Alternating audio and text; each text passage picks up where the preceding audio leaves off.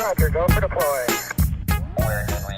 Alrighty, gang. Welcome back to part 2 of our episode with Lucas Parker. This week on the show, Lucas Parker, classic gag. Bill, have you got some sponsors for us? I do. You want to tell them about the show? How was the show? What was it like, mate? Yeah, I thought it was good. Yeah, look, the show was good. This will be post Good About the Science. So the show took a really good stint around Lucas Parker's nutrition and his general efficiency in life. I thought I enjoyed that. I thought it was pretty good. Thought you enjoyed that, I thought I enjoyed it, yeah, but on post-reflection sure? I did not. Not sure? No, I did. And then we spoke about his beard. Yeah, it was good. Find out how to grow a real good beard in this episode, guys. So, this podcast is sponsored by True Pride. True Pride, a wealth creation service who work with ambitious individuals and families looking to take control, worry less, and get ahead. If you're looking for a way to control, worry less, do you want to drop a beat for me? Yeah. Worry less and get ahead when it comes to your money. True Pride is a wealth coaching business that will provide you the tools to fast track this. Yeah, to fast track this. Yeah, to fast track this. Okay, that'll do it. That's sick. I'm up. So, True Pride, guys, we're working with the guys there to crunch our budget. So, see where we're spending too much money. There's a program called Cash Fit. Puts it all in front of you. You can see how much money you're spending on the necessities, see how much money you're spending on stuff that's not a necessity, which you class as fun, and how much money you got left over. And what the guys do there, they find little wins and big wins in certain things that they can minimise person to person, and it can save you about $150 a week. So that's $600 a month, and it's at the cost of $97 a month. There's a $297 joining fee. That is waived if you book a call through our link, which is at www.truepride.com.au/ADVF. Check out True Pride. We're also brought to you by Carve. Why are you laughing? Oh, I heard something before. You farted, didn't you? No, I actually did not fart. You heard something funny? What did you I don't hear? know what it was. I actually don't know what it was. Did Marie fart? Marie didn't Marie, fart. did you fart? Marie farted. My housemate Marie's not impressed with us. Sorry, Marie, that's not funny. But you did fart. This show is also brought to you by Carve, guys. Do you want to drop me a different beat now? Oh, yeah? Ever. Carve. All right, I'll be serious. I'll never see this one. No, I'm not doing it. All right. Actually, myself. Carve is a company that specialises in anything digital, from building apps, designing a logo, automating your business, down to the setting up of your next event. Carve is a partner to be when you want to have more time to focus on the things you love and to scale your business. 10 hours for free on any project by heading to www.carve.ph/ADVF radio. Can you not ruin the fucking the tag that they have to go to? But you have to go to... They wouldn't have even heard that, you goose. I heard it. So head to www.carve.ph/ADVF radio. So these are the guys that I get my assistance through, guys, and they're awesome. They've given me my life back by helping me out. So I've got 3 assistants with Carve. It costs me $8 Aussie per hour, 6 US pretty much. Those guys get paid really well over in the Philippines, and I'm able to outsource the stuff that I don't need to be doing. So aside from all the silliness, you guys should definitely check them out. We're also brought to you by Adventure for Travel, www.adventurefortravel.com. Check out all the trips that we've just released. We just released Mexico with Jared Fleming, up in the Yucatan Peninsula. We released Bali with Carl Paoli. We're about to drop some trips with Cam Porter coming up, going back to the US. Lots of good stuff going on. Check out www.adventurefortravel.com for all of that. Awesome. All right, here's the show.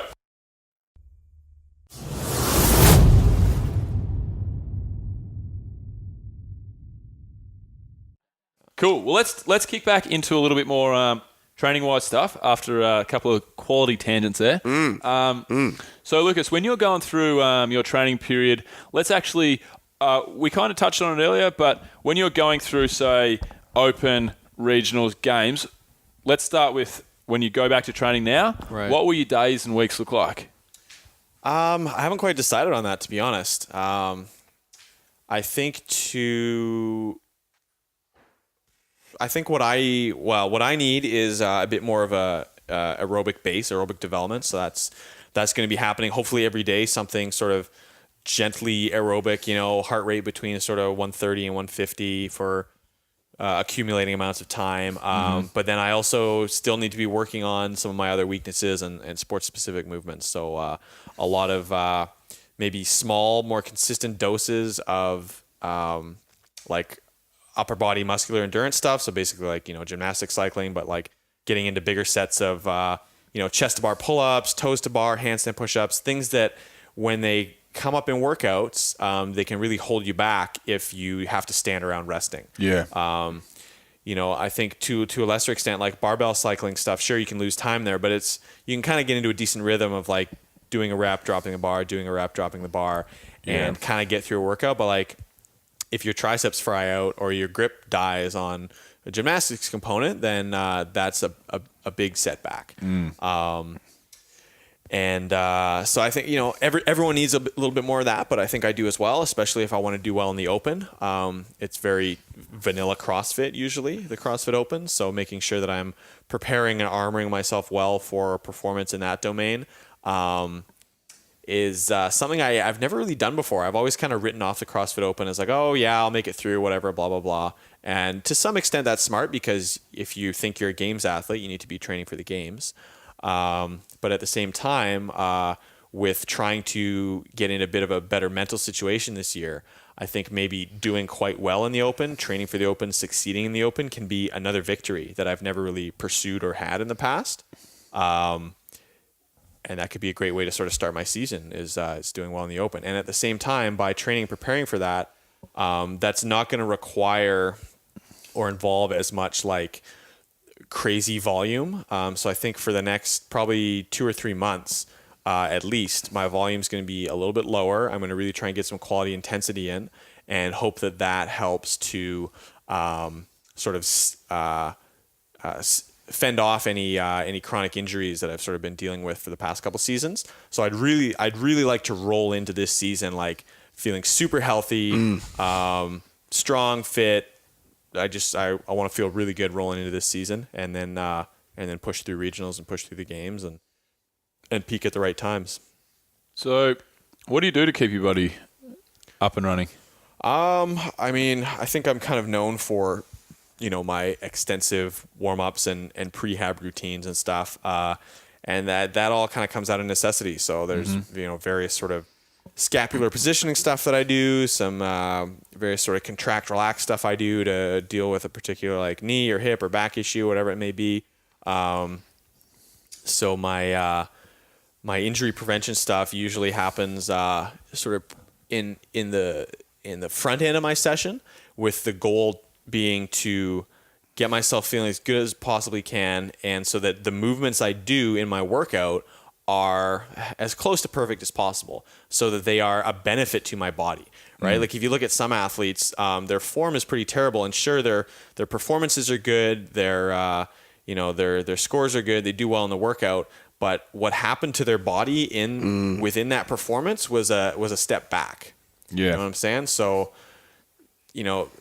they might not have broken down or had an injury yet, but you can sort of, it's the proof, like you can see it in front of your eyes. A good example of that would be a workout like Randy, right? The 75 power snatches for time. You can do 75 power snatches for time, visually nice, biomechanically nice, or you can do it like dog shit. And either person is a toss up to who could win. But if you're training for something like that, if you do the workout well, if you move with virtuosity, you can still be fast and powerful, but that will be a positive training effect for you. Whereas sure, you'll work your energy systems or whatever, but if you're just moving like absolute garbage, that's going to be a negative stimulus for your body. So I want to, if I'm not able to, do my workout in a way that's going to be positive for my body, then I'm just going to need more time to get ready to do that. So that's kind of my approach. So that can take me a while to get ready, but I want to make sure that my shoulders are rotating internally and externally. I can get a good overhead position. And if you're doing kipping pull-ups and you're just like crunching through your lumbar and like blocking against your shoulder joints and you don't have those positions, like that's just so bad for your body. And yeah, you're maybe gonna get sweaty and breathe hard, but a year from now you might not be able to because you can't move. So For sure. Yeah, totally. So what about actual?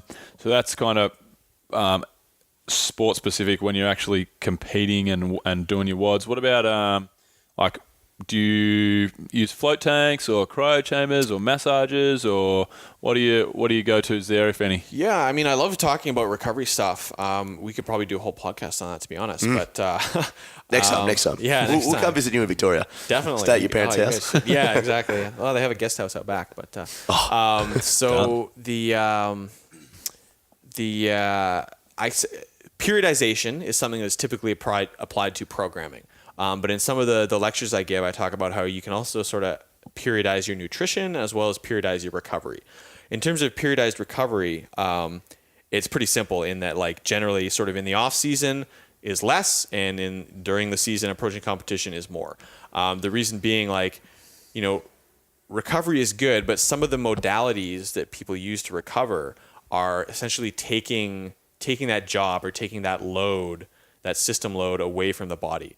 So a good example of that would be, like, let's say you're doing some rowing intervals or some assault bike conditioning, where it's a cyclical movement. There's not a lot of like, well, it's basically all about, like, accumulating nasty chemicals in your body and creating an energy system stress.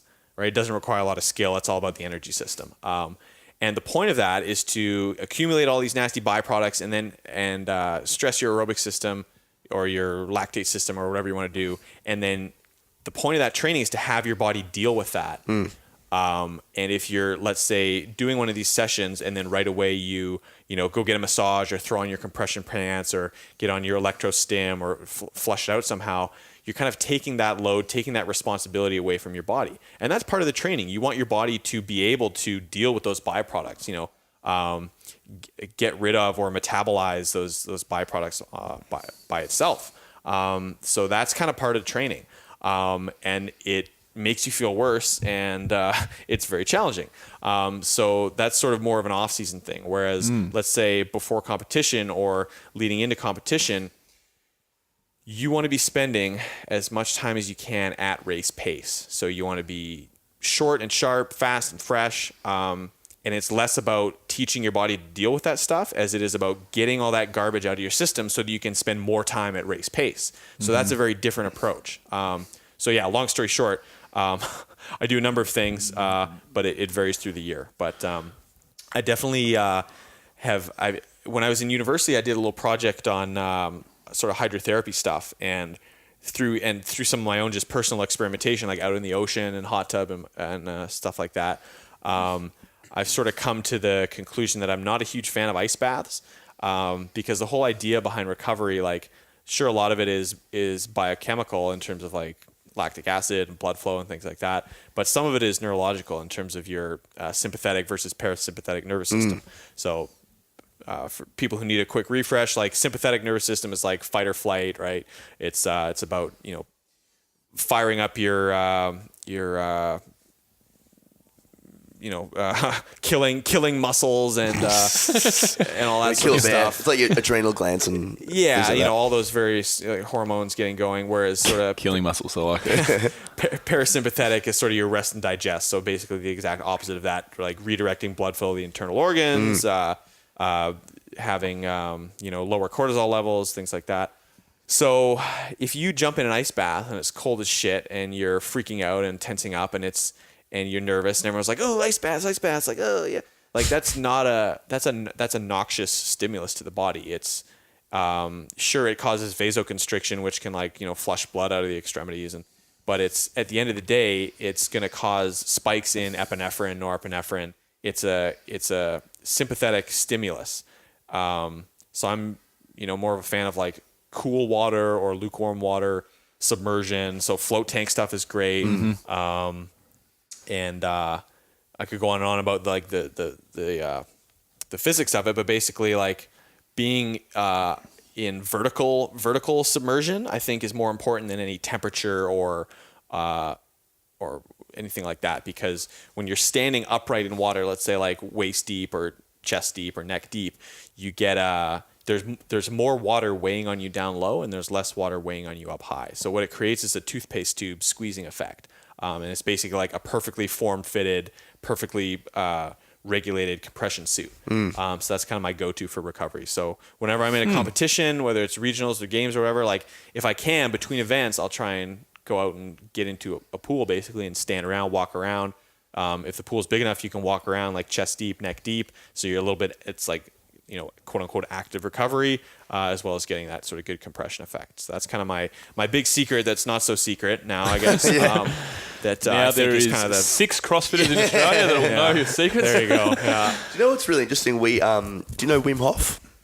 The name rings a bell. He does the some of the cold water, cold exposure and like breath holding stuff. Does he? Or Yeah, that's right. Yeah. He we had him on the show, and really? he's traveling around the world. He was in Melbourne for a bit, and we were lucky enough to sort of have him on the show. And he was talking a lot about the parasympathetic and the sympathetic nervous system, and what his breathing techniques and that can actually do to his body. And he's actually been shown to do a lot of test subjects that came on and learned his breathing techniques. And you're exactly right. When someone who's unaware of those breathing techniques jumps into cold water or a cold shower or an ice bath, they go, oh, shit, and then fight or flight kicks in. The cortisol's up and it's preparing your body for war and all this sort of stuff.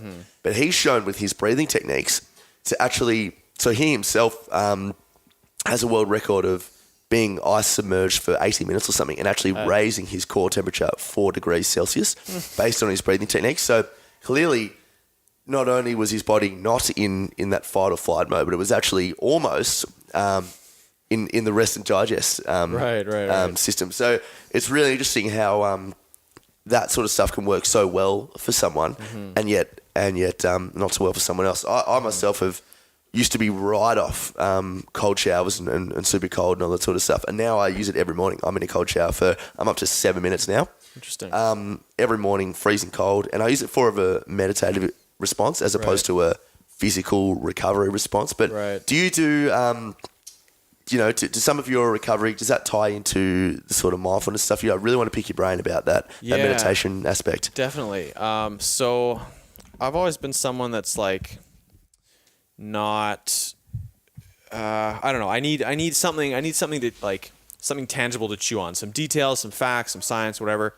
So the idea of meditation is kind of like, it's kind of out there. It's kind of ethereal. It's kind of floofy, whatever. Sure. But at school, I took a class on meditation that covered a few different disciplines and talked about some of the science behind it, and I've sort of done a bit of my own research or whatever. And so I guess I'd say that I meditate, but it's definitely with an eye towards the physiological side of things. So for example, like I do a lot of like breathing stuff, like belly breathing, deep breathing, whatever. And it's really neat to see the effect on the mind and the body. But that's because I feel like I understand what's happening in the body. So I have something to sort of latch onto. So yeah, basically what I do is I lay on my back, my legs up on the couch or something, get in a nice sort of like neutral pelvis, neutral back position. And I'll try and breathe into my belly in sort of a circular fashion. And I will try and sort of feel my heart. Okay. That's cool. Partly in an emotional sense, but literally I'll try and like feel my heartbeat. Whether that's by placing my hand on my chest or on my wrist, or just sometimes if you're calm enough, especially like at night or in the morning, you can actually just like feel the blood like pulsing through your whole body. And what I'll try and notice is like as I breathe in and as I breathe out, I'll try and notice the rate of change in my heart rate. And I guess the idea there is that like, so when you breathe in, right, you've filled your abdominal cavity, you've increased the pressure in your body, and it's sort of harder for your blood to pump through. So your heart rate will sort of like start picking up a little bit. And as you breathe out and release that pressure, there's more space. It's easier for the blood to move, and your heart rate will sort of eventually drop a little bit. For sure. And what happens is by regulating your breathing, by focusing on your breathing, controlling your breathing, you're actually impacting your heart rate. And by sort of pushing your heart into this like, if you were to look at a graph of your heart rate, you'd see it sort of go up and then go down and then go up and then go down. And it's falling into a wave-like pattern. And so this wave-like pattern in your heart rate or your heart rate variability becoming wave-like is associated with parasympathetic nervous system activity. So it's sort of a cascade of like by controlling your breathing, you're influencing your heart rate, which is putting you into parasympathetic activity. So that sort of very physical practice driving, physical say putting you into like a recovery state, driving a neurological state, can then set the basis for, I guess, like progress in your emotional or mental state. But for me, it's a very bottom up process. Yep. And I want to have a base of physiology there. Otherwise, I don't feel like I would trust myself to make any progress if I don't sort of understand what's happening and feel like I'm using my body to support my mental health, I guess, right? How about the flip side of that, where emotions and thought can influence we talk about this idea of mind body and that connection between the two. And if you're thinking, about stressful things, things you got to come up, all that sort of stuff, that can have an effect on the body. Your heart rate's increasing, this and that, and you're probably less inclined to be in an optimal recovery state. Do you think of that sort of stuff? I do. For me, that's tougher to feel like I could use that, like in any sort of, performance enhancement or recovery strategy way, Sure. to just sort of think about relaxing and then have my body relax. I'd rather sort of do particular things in my body that are conducive to physical and then mental relaxation.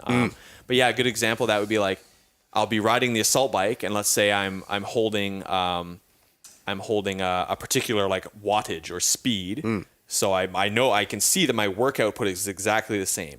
And then mentally I'll play around and I'll think about like, okay, I'm super relaxed, easy, breezy. I'm on the beach, like chilling out. And if I'm wearing a heart rate monitor, my heart rate might sort of like drop down a couple clicks. And then holding the exact same wattage, the same physical work output, if I start thinking about like, okay, I'm in competition, like I'm stressful, I'm chasing someone, I got to catch up, I'm going too slow, like boop, boop, boop, boop, boop, heart rate starts ticking up at the same output. So that's really interesting to see. Just like, a particular mindset can definitely like trickle down into what's happening inside your body. Yeah. So I think it goes both directions. I found it's a bottom-up approach is a little more understandable and tangible for me to work with. Sure. Yeah. Yep. And I guess CrossFit's cool because there are different times where you'd have to think about different things. Like, for example, what everyone sees when you step up to a bar, it's like, all right, energy, adrenaline, Right. get yourself sorted, as opposed to maybe something like the half marathon row, where you've got to stay in a relaxed mindset almost and just let that happen at a consistent pace. Jeez, I'm so happy I've never done that. I'm never going to row 21Ks my whole life, I don't think. Yeah, it's interesting. At the dinner, when was this? I think this was at the CrossFit Invitational in Madrid. All the athletes sort of got together, and Dave Castor was like, we went around and said, like, what's our favorite moment and least favorite moment from all the times we've been in the games and stuff. And sort of I said, this is my favorite moment, and I could tell you guys this story if you like, but my least favorite moment was a half marathon row. And I sort of said, just because it sucked. And Dave Castor asked me, he's like, have you ever done it again? And I was like, no. Yeah. He said, why not? And I was like, well, it just doesn't seem like a valuable stimulus for my body. Like, it just doesn't seem like something I really would benefit from. Like, whatever benefit there might be there, I'd probably get that from rowing 10K or 5K. Right? Sure. But I've been thinking about that since then. Like, well, like, what if I don't think it will, but like, what if it does come up again? Like, I've literally have not prepared for that. I have not done anything towards that. And that obviously was a hole in my game at the time. And it is still a hole in my game because I haven't done any work towards that.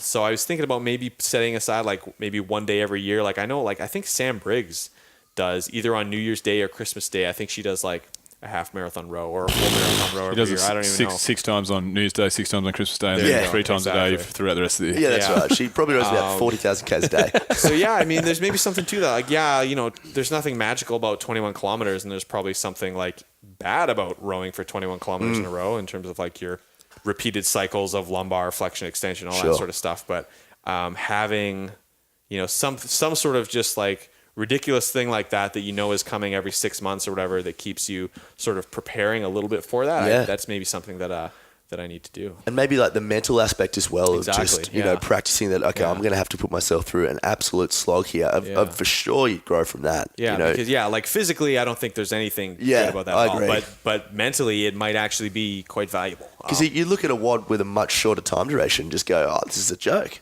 Right. You know, well, it's all relative, but Prepares you for the last 2 years doing Murph. yeah, that's The pain. Yeah, The pain yeah, to threshold. some extent, yeah. Not actually the application of the movement or anything, but the pain threshold and the mental. Fuck! Yeah. Oh my god! Yeah. Can't believe what I'm and going through here. Honestly, like in terms of athletes, like if you ever met rowers, they're like, you know, they train like 2 or 3 times a day. Well, I mean, various countries do it differently, but I've sort of rubbed shoulders with a couple of the Canadian rowers, and the Canadian rowing program is particularly volume based and abusive. Like they train just all day, all the time. I think their off day is maybe Sunday, and they train like once or twice, and like, and it's basically like, okay, who can make it through the year, and okay, you're on the team. And it's so, you know, they perform well, but like that's maybe kind of how CrossFitters train, but CrossFitters get a variety of movements. Like these guys are literally doing the exact same movement. Oh, it's insane. Again and again and again. And if you're on an erg, you're just like looking at a wall. Yeah. And I've never rowed like that on the water, but that might be kind of enjoyable. Yeah. But it's still like just your hands and your back, like you're doing the same thing all day, every year. Like mentally, you have to be either strong or just like off. Yeah, that's right. Yeah, yeah. So I think, rowing is perhaps an underutilized modality and mentality in my training, and probably for most people. Well, Miko Saylor is very famous for setting up that ergo in that room, Yeah. and he just shoved a ton of boring antiques in there just to make it really boring and shit. So that every time he's on the rower, That he's was just really cool. Yeah, That was cool. Not a lot of people Boring- have seen that. I'm glad you antiques. mentioned that. Yeah, it's a fantastic Yeah, doco. for Boring any antiques. novice CrossFitters out there that haven't sort of cut their teeth properly, you got to go watch the original. I think it's called Sisu. That was one of the first movies CrossFit put out. Maybe after believe so. the Every Second Counts. I'm not sure which one came out. I think Sisu came out after, but that was great. Miko Saylor, original CrossFitter. He was my favorite. Awesome Just dude. a Yeah, boss. he's like I never hero. Absolute hero. never Yeah. lied down in a workout after I Yeah. heard him talk Same. about it. I was like, fuck. Right. Even though I was never that great at CrossFit, but I just had that one thing where people fall over in a heap. I'm like, I'm not going to do that. Right. And the one thing I took from it was in Porti, Finland, everyone have sauna. Yeah. Oh, no. So now I just want to go to Finland and just jump into it. Oscar's lost Oscar's loving it. In the Porti, Finland. So, what about nutrition, Lucas? You're very methodical in what you do. How do you approach nutrition? It's definitely changed a lot from day one. I think I was sort of known. There was a video that came out that Emily Beers did for CrossFit Media, I think in 2011 or 2012. And I was going through a drive-through with her and getting some, McDonald's and stuff. What do you guys call it here? Macca's? Macca's, yeah. Yeah. Mickey D's. Mickey D. So I was kind of known for eating a lot of fast food and whatever. And but that was even at that time, that was a calculated decision. Where at the time I felt quantity was in some ways more important than quality. Like I needed to be getting enough calories to support my high level activity. And at the time I was doing a lot of stuff. I had a lot going on, full-time student, full-time training, a few coaching jobs. And that was just, for me, the most economical, fastest way to get a whack of calories in consistently during the day. And that worked until it didn't. So, I had a couple years there where I was having some health issues and stuff. And I was like, well, nutrition, has to change. So nutrition got better, but I was still very methodical and repetitive with things. So I'd kind of eat the same thing for breakfast every single day. Most of my meals very similar, and started developing some food sensitivities from that. So did some food sensitivity testing, and I was like off the chart for eggs.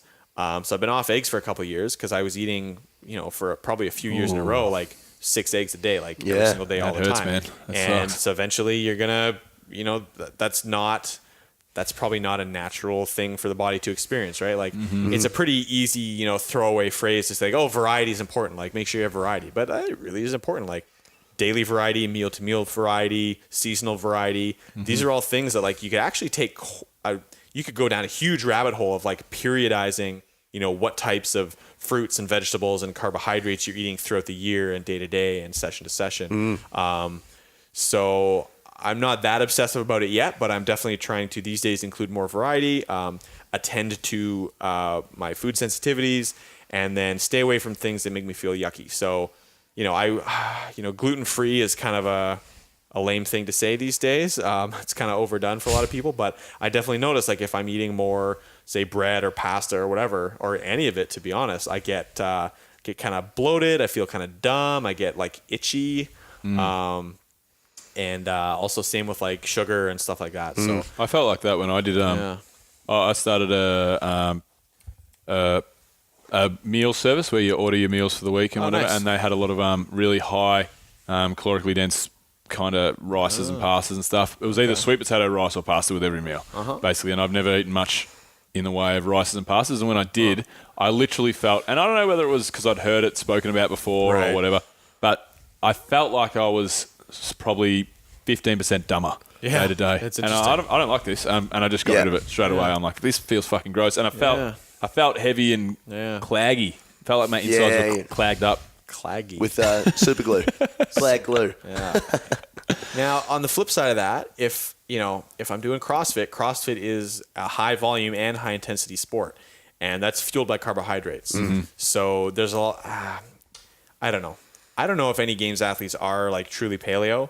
I don't see how that's possible. Like there has to be a significant supportive base of carbohydrate intake to support that. So that's probably for me and probably for many athletes the biggest challenge nutritionally is, okay, where do I get my carbs? Like, and it was pretty funny at the closing ceremonies of the CrossFit Games this year. They always bring out like beer and pizza and stuff, and they also had some like alternative healthier options. It was like sweet potato, and I forget who it was. One of the girls was like, "If anyone touches those fucking sweet potatoes, I'm gonna lose my mind." Because we've all been eating nothing but sweet potatoes and rice and like oatmeal and stuff for like the past at least a couple of weeks, but like more like the past half of the year.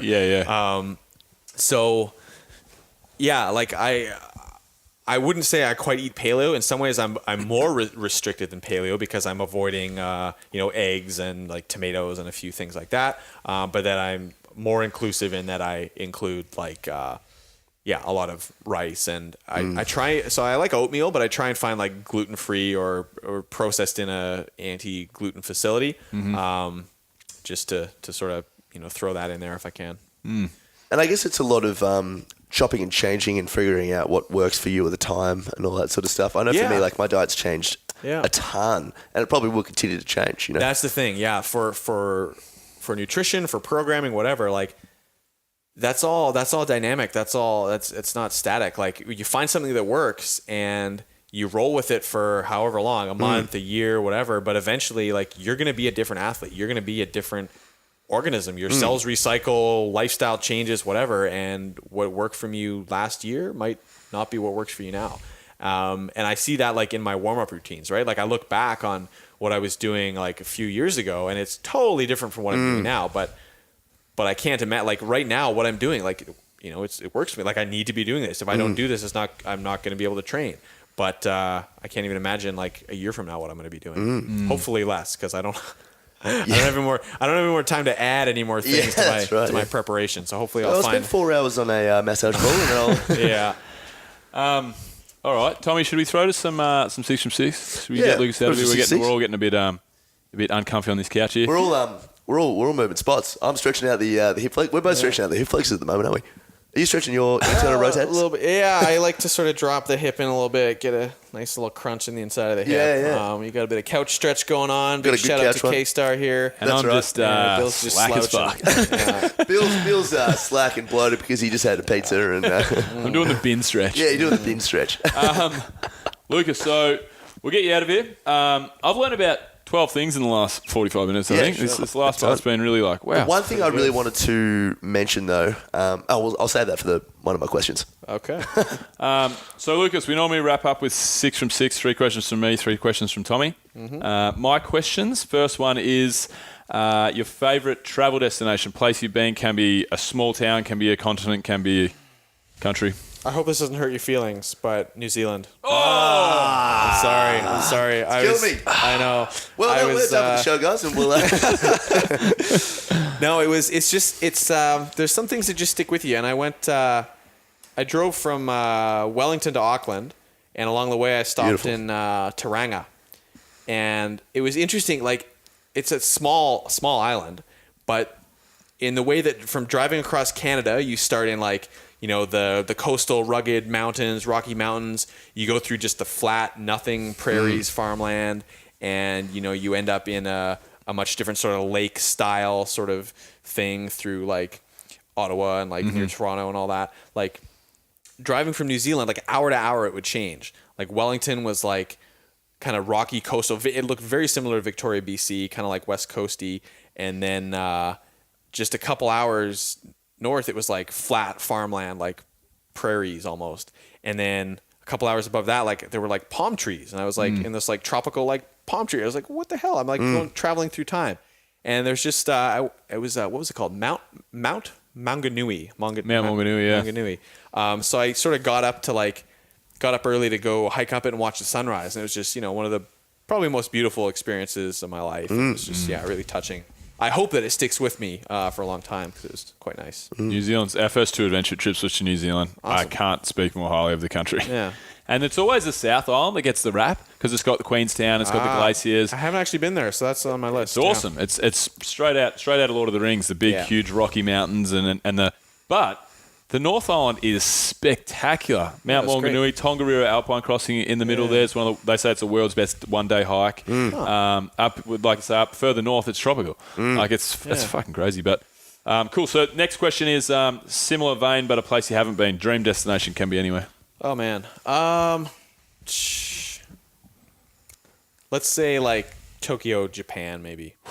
Just because it's, nice. I'm sure it's just a totally different than anything I've ever experienced. Like I've been to 1 or 2 big cities, but it's like probably just unreal. It's the weirdest joint totally you've ever different seen. culture, different language, different everything, different like numbers, like, and then they have the Olympics, I guess, heading there, right? Yeah. So that would be cool to get there for that. Tokyo is one of my favourite cities in the world. We were there, I think it was last year. And it was this time last year, so I'm getting all the 1-year memory things. It was an AdventureFit trip, and we just had one everyone's been going off about when we went to the Robot restaurant. So it's a restaurant where you sit there. It's basically they give you a little bit of food, but you just drink beers. And you watch these big robots come from each side. They've got like go-go dancers and guys with samurai swords and stuff on robots. It's a robot restaurant. They have robot wars for like 4 hours. That is sick. It's the best thing you've ever seen. Amazing. And my last question is... any good books that you can recommend that have changed your life or changed the way you think about things? Oh my goodness. That's a big question. I hesitate to answer it quickly just because then I feel like I'd be missing out on something else. But what have I read recently? There's a really good book. I forget the name of I think it was Terry Orlick, Pursuit of Excellence. I think it's technically like a sports psychology book. But it's just got a lot of I haven't even finished it, but it's got a lot of really good anecdotes from like Olympians and stuff. But it's all about just, focus and sort of becoming your best self. And it's a good read as well as informative and helpful. Yeah. It's really well done. Awesome. Cool. Tommy? Now, you mentioned video games. You can say this again, but something you enjoy doing when you have some downtime, when you have some free time. Pretty much... trying to find as sharp of a contrast as I can to what I do for a living. So if I'm, out there on the WOD floor thrusting and busting my ass, you won't be having sex. If I'm relaxing, I want to be laying down, but on the couch watching Netflix or playing some video games. Actually, played some Call of Duty at Rob Forte's house last night. Oh yeah, yeah. How does he go? He's pretty good. Is he? Yeah, and I mean, like, so I'm an Xbox guy, so I don't like the PlayStation controller, but I had a couple highlights. What was your kill death? Oh, it was awful. I played a couple games, but I got a few assists. I had one game where I was that's good. 6 kills, probably like 10 deaths and a few assists. So Yeah. Get a feel for it. Yeah. Yeah. Okay. I was going to say something about Call of Duty there, but I suck at that game, so I'm going to move on. I prefer Halo personally. Yes, so do I. Halo's I phenomenal. must prefer Halo. Probably best video game franchise ever. Like, obviously, you want to go back to some like the classics, like Duke Nukem. Yeah, right. But I mean, Doom. Yeah, exactly. Doom was good. But at the same time, like, sure, they had awesome impact and they set the stage, but like Halo also had amazing impact, and it was just the cinematic, like, it was basically like an incredible epic movie journey akin to like Lord of the Rings in its scope and in its production, but you got to like interact and play. It was insane. Amazing. Metal Gear music. Solid was like that. But you're an Xbox guy, so you might not have played Metal Gear Solid. But that's It's on the Metal Gear Xbox now, Solid. but yeah, Oh, really? It's in the old days, yeah. That I think that was like also like incredible, yeah. And the music for it was like, whoa.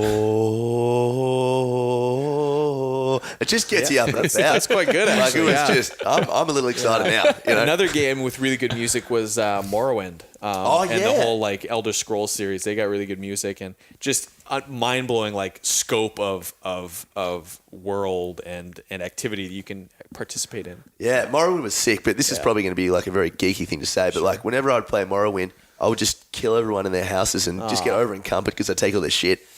Anyway, we'll move on. Yeah.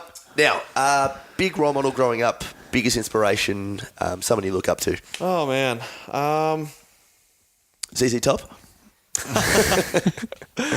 No, I think my dad actually got me like a ZZ Top CD when like we were little or whatever, which was interesting because I obviously didn't have a beard back then, but cool music. But I mean, yeah, like athletically, I'd say my dad was probably my first, I guess you'd say like coach. Like, you know, when I was a kid, he took me and my brother to practice and games and videotaped all our stuff every weekend and taught us how to throw and, you know, taught us how to sprint properly with our arms by our sides and our, you know, lined up and high knees, and taught us how to high jump and long jump and do push-ups and stuff like that. So that kind of really, I think, set me on a path of, you know, sort of a proper form, attention to detail, physical effort, enjoying my body and playing sports and working out. So I really appreciate that because I don't think I'd be where I am today without his sort of influence and guidance in that aspect. And then, so I actually had a birthday party. My birthday was in August. So I had my friends over to my parents' backyard. This is probably like the 6th time we've done this. Have a nice little big barbecue and put up a volleyball net and play around and stuff. And I'm down at the bottom of the yard and looking back over the bushes, and we've got a big tree with a rope climb. And I see my dad pop out over the bushes, and he's climbing the rope. And he's like, you know, in his mid to late 60s. Wow. And he's doing like a legless rope climb, like showing off for my friends. Like it was pretty incredible. So I hope you know, when I'm at that age that I can do that sort of thing. Pretty awesome. Hopefully it wasn't trying to impress a girl there, because we all know how that happens. No. Now, final question. If you could invite 3 people, dead or alive, to a dinner, who would they be and why? And obviously your family can be there and that sort of stuff. 3 people, dead or alive, to a dinner. Oh my goodness. Let's see. How about man, I don't know. It is a tough one. This is a tough one. Sometimes I think about putting it in the email to our guests, but then other times that would have been nice to We've have spoken some about it for the last time. The podcast has been alive for 6 months. We've spoken about it for the last 7 months. Yeah, that's right. But then I like the spontaneity of just going, who are you going to pick? Well, here's the thing. I hate that spontaneity because I wanna consider my answers and consider all the factors involved. So one thing I just thought of, well, maybe I would invite someone that I don't like so that I can poison them. Yes. Or Make 'em Like dead. Joffrey, for example. exactly. Yes, exactly. Joffrey, come round. We're having dinner. On us. We've got a rope climb, we've got a volleyball net. Rob, stop. Yeah, Rob, you're not yeah, invited. yeah. Don't come. Rob. I don't like you. And who's cooking this dinner? Is the person preparing the food have to be included in myself and the people that are invited? So maybe one of them is going to be an excellent chef, so I don't have to cook; they can cook. I haven't even thought of that. That's very true. Right? All right, you can pick your own chef and then 3 other people. So Gordon Ramsay will be there, and then you can get maybe not Gordon Ramsay then. Okay.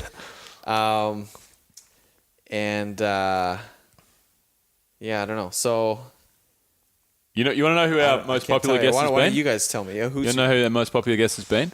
Jesus is probably second to Adolf Hitler. Well, Polar opposites. I don't know if Jesus would attend. He's had a bad history with getting invited to suppers, Very true. so he might not RSVP. Well, he's already had his last, You know, so he that's can't actually technically. that's actually an interesting mention though, that Hitler, like, because you kind of want to ask him, like, dude, Yeah. Well, come yeah. on, dude. Have right? you seen what you look like, bro? And, Yeah. but This is a beard. yeah, no, I think about that a lot. Well, maybe not a lot. I don't want to say that, but like, you know, like, did Hitler laugh when he farted in the bathtub? Probably. Yeah, that's true. Like what kind of music did Hitler like? Yeah. Like Apparently, he was a good artist. He was a beautiful artist. Beautiful. He was. Well, It's not a joke. well, isn't the joke that like people didn't appreciate his art, so he got a complex, and then that's why. That's, he wanted that's yeah, literally the yeah. thing. Is there some truth to it though? I the can't board- imagine that all of that stemmed from his issues with art, Surely but- not. I They say don't know. like It's the 'cause he board had- members were all Pretty Jewish. sure I heard it all happened because he had one testicle. You know the old song. Yeah, that's true. Yeah. Okay, so let's put Hitler on the guest list, Cool. but let's maybe use a different name so if that gets released to the public, I don't get in trouble. Yeah, that's right. Himmler. Maybe let's pick an athlete. So we've got a historical figure. Let's pick an athlete. Damn it. I'm gonna edit that Maybe let's say a successful Olympian. So maybe Usain Bolt. He seems like a cool guy to hang out with. Oh, he'd be the best for a dinner I party. hear he likes to like play video games and smoke weed and stuff. So Yeah, that'd be sick. or maybe Michael Phelps because I He loves Also doing the likes same to thing. smoke weed and play video games. well because he's got the most I medals. said so. dinner, not a compression session. Or potentially I think Imagine you was walk it- into Lucas Parker's house. It's him, Usain Bolt, and fucking All fucking smoking Bolt. bombs. You open the door, there's smoke pouring out. Video game controls all over the floor. Hitler's getting frustrated. Yeah. Hitler's just giggling his smashing tits Hitler on off. Halo. Hitler's farting in the bath and giggling his tits off.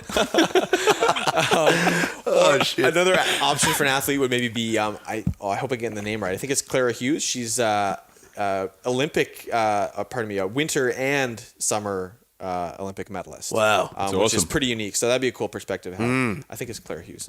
She's not the gymnast. No, she's I think it's like track cyclist and I shouldn't be talking about who I don't know, but Yeah. some like Some other skiing winter sport or something. Yeah, winter sport. And sick. okay, so we've got a historical figure, we've got an athlete, maybe like a musician. So hell, maybe like Elvis, just to be Elvis would like. be cool. So hold on, like, so I was allowed to invite like anyone dead or alive. Yeah. So are you dead or are you alive? Yeah, You know? that's It's very like, true. Get the final Where do you answer sit? there. Yeah. That's good. That's cool. Or Awesome. same with Biggie or Tupac, I guess, right? Yeah, Big or Tupac would be mad. Final question. How do you get your beard so juicy? I really question the Ointments? use of your word juicy, but I don't know. I mean, I actually appreciate you guys not making the whole podcast about asking questions about my beard because Yeah. it's like it is like the easiest thing in the world. You just sit around for 6 months without touching your face, and presto mundo. You guys. Yeah, that's very true. Yeah, no, I don't really use any products because that's not why I have it. It's more just kind of how I look, and I like to look how I look, and that's how I look.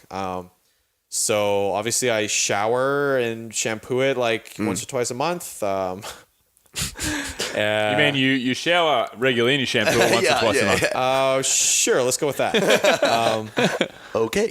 But I think, I mean, nutritionally, I think has the biggest impact on whatever, like your skin or your beard or your hair on your head. Like, so I, take a bit of fish oil. I try and eat well, try and stay hydrated. And I think that just does the trick as far as keeping me one notch above hobo. I guess just like you're kind of like a living paradox in a sense that your nutrition is so good and it's working so well for your beard, except up top, there's not a whole lot going up there. So Well, it's do you rub just like chicken protein into your cheeks and then it's migration. Yeah, that's right? true. Like there's only so much hair available for one human body, and most of mine is on my face, so it has to draw from other areas. mine's on my ass. There you go. Yeah. Oh, very good. All right, sweet. Hey, Lucas, why don't you finish off?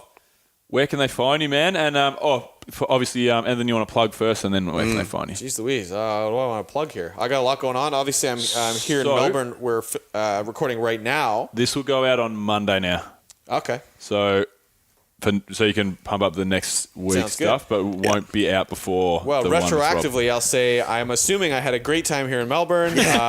Everyone at the workshop was amazing. It was great to meet you all, and I look forward to actually meeting you. And then I'll be in Brisbane for another workshop.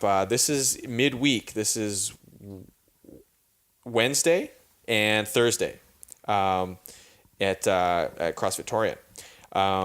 And then I'm going to be at the Torian Pro. So if you can't make it to the workshop, maybe you can swing by the event and give me a high five. I will also be selling some of my coveted Lucas Parker original products here, which include men's t-shirts, ladies' tanks, and some ball caps.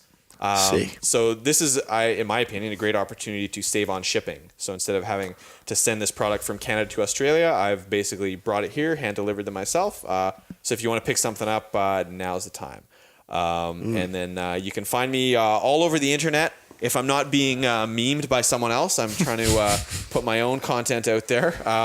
So I'm obviously on Instagram and Twitter at TukeLuke. I've got my Facebook page as well, Facebook athlete page, Lucas Parker. I've got my website, lucasparker.ca, where you can find more info about the events I'm putting on and the products I offer.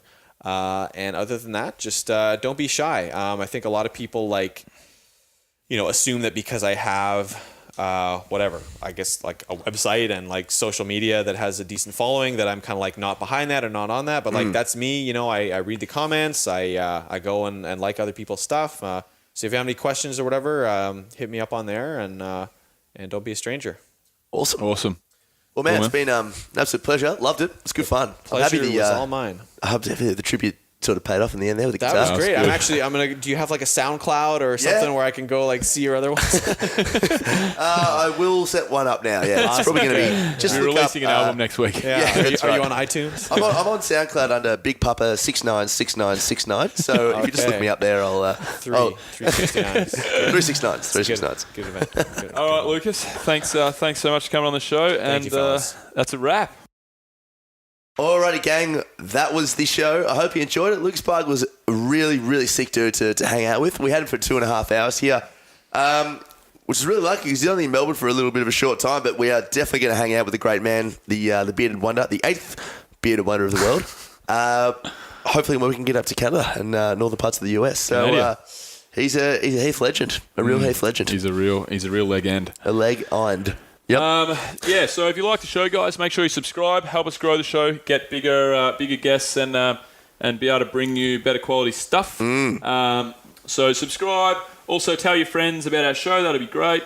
If you want anything from the show, as in show notes, go to www.adventurewithtravel.com/podcast. It'll all be there. Yep. And then don't forget to check out True Pride. Save yourself $150 a week, $600 a month by spending $97 a month. www.truepride.com.au/ADVF. And also, get yourself an assistant if you're an entrepreneur, if you're a gym owner. Go to www.carve.ph/ADVF. If you want any questions, if you have any questions about that, hit me up directly, doc@adventurefittravel.com. Also, adventurefittravel.com for all our trips we got coming up. Just released Jared Fleming in Mexico. Just released Carl Powell in Bali. Cam Porter's coming up. US is coming up. We got lots of good stuff happening, so check that out too. You'll love it. That's it. Boy. Enjoy the show. Discovery Roger, go for deploy.